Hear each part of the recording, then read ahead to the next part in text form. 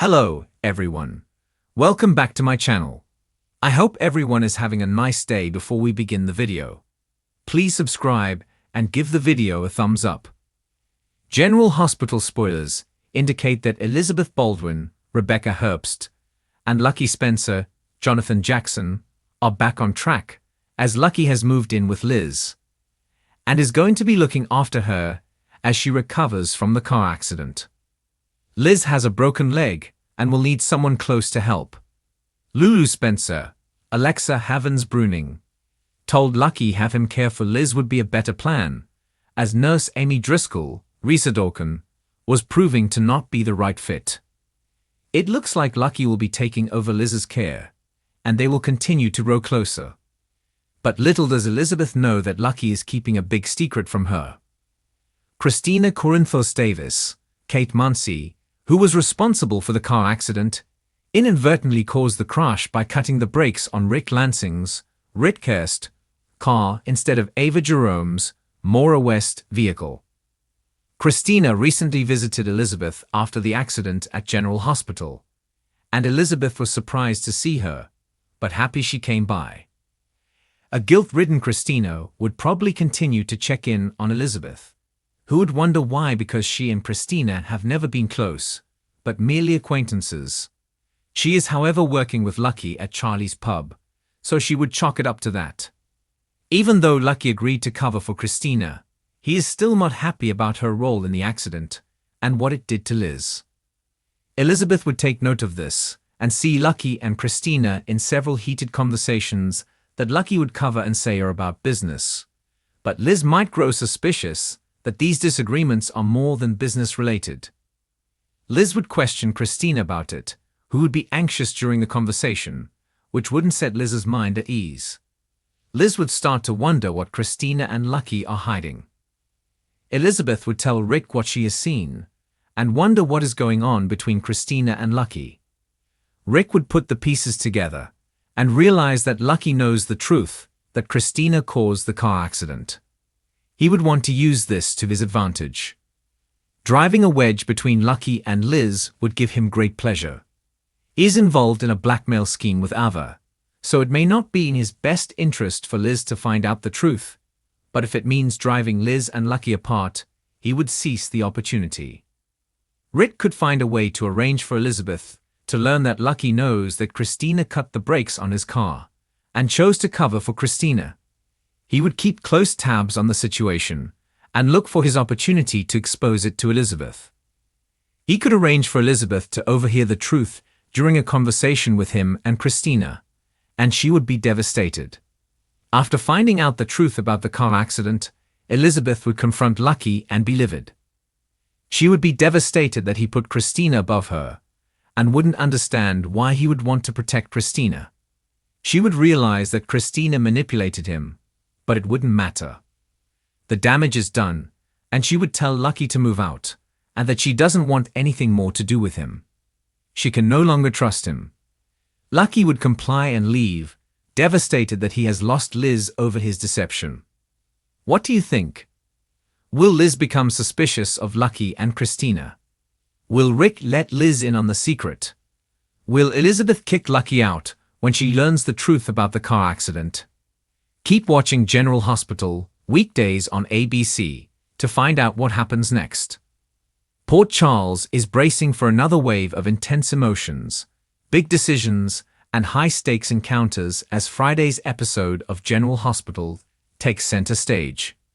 The stage is set for some characters to experience heartwarming moments, while others are pulled deeper into webs of temptation, confusion, and danger. Families are reconnecting, new alliances are forming, and not-so-subtle warnings are being issued that could change everything moving forward. This is the calm before a possible storm, and everyone should be on high alert. Friday's episode begins with a touching moment for the Corinthos family, as Kristina receives a warm welcome into a world that's suddenly feeling more stable, at least for now.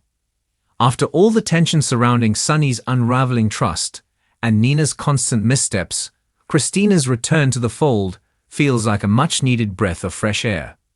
She's stepping into her role as a soon-to-be mother figure and surrogate with grace and a surprising amount of poise. Alexis can't help but feel proud, even if her motherly instincts are still on edge about the dangers Kristina may face being connected so closely to the Corinthos between admiration and concern. But Kristina remains focused, determined to build her new life on her own terms. The welcoming energy from those around her gives Kristina renewed strength. But how long that harmony will last is another matter entirely. Meanwhile, Brooklyn is navigating a whole different set of challenges. Now that she's settled into her marriage with Chase, the newlyweds are facing the realities of merging their personal and professional lives. But just as they begin to breathe easy, a tempting offer arrives that could disrupt their future.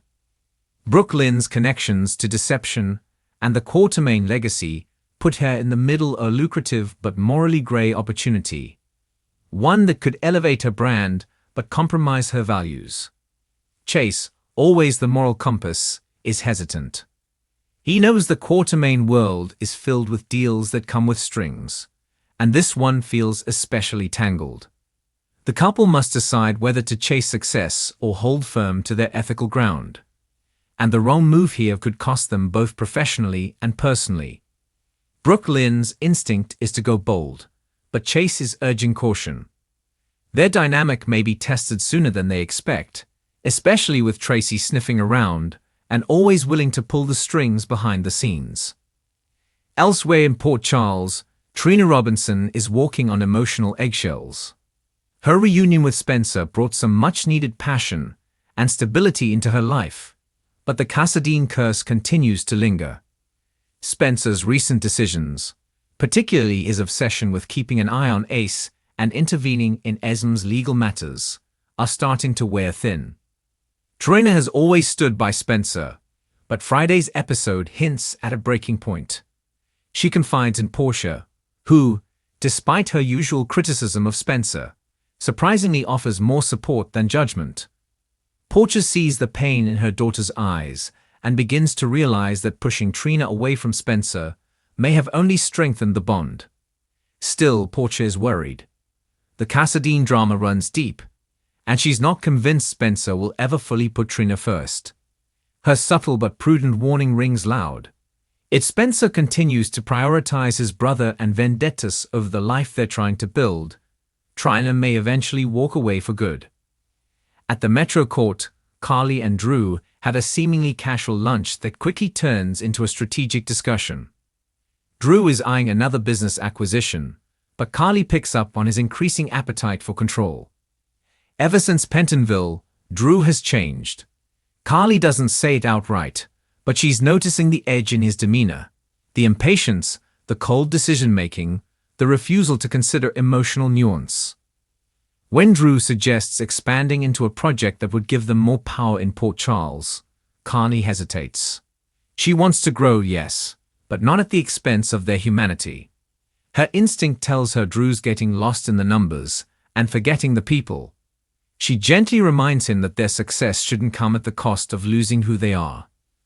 Whether Drew listens or doubles down remains to be seen, but Friday's exchange makes it clear Carly may soon have to make a choice: protect her business or protect her heart. Meta, meanwhile, is quietly spiraling. Her attempts to earn back trust with Sunny and Willow continue to fall flat. On Friday, she has an awkward but loaded encounter with Ava, who is as sharp-tongued as ever. Ava, who knows a thing or two about manipulation, senses Nina's desperation and calls her out on it. Their conversation, which begins with Fork's empathy, quickly turns cold. Nina reveals she's been considering a bold move to prove her loyalty, one that involves exposing someone else's secret to gain leverage. Ava warns her in no uncertain terms. The last time Nina tried to play puppet master, it blew up in her face. If she goes down that path again, she may lose everyone, including Sunny, for good. Nina's face says it all. She hears the warning, but her instinct for control might override her logic. She's desperate, and desperation in Port Charles rarely leads to anything but Anna Devane is deep in thought as she meets with Jordan Ashford in a secure location. The two women have quietly become an investigative duo, working to uncover what's really going on with Pikeman and the threat against Sunny. Anna's intel from the FBI still haunts her, and now she's beginning to suspect that a much larger plan is in motion, one that includes players inside the PCP and beyond. Friday's scenes show Anna putting together a timeline that may link recent violence to a familiar name. Jordan, still furious over the corruption within the system, vows to help. But both women know that the deeper they dig, the more dangerous the game becomes.